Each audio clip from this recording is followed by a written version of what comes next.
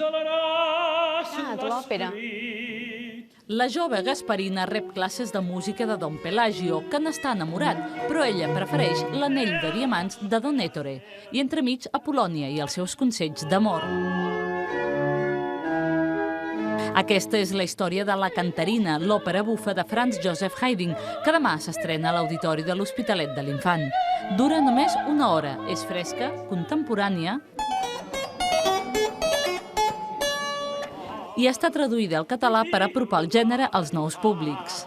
Després de La serva padrona, La Cantarina és el nou projecte operístic de la companyia reusenca Teatre de la Comèdia.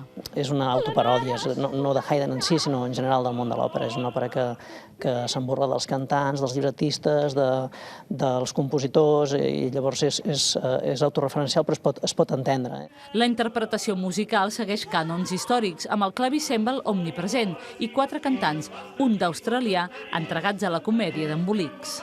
So I find there's a lot more pressure to get the text exactly correct, but it's a great experience for me. Òpera, a vegades, és com molt llunyà, i això fa que sigui molt proper al públic i el públic es divertirà molt.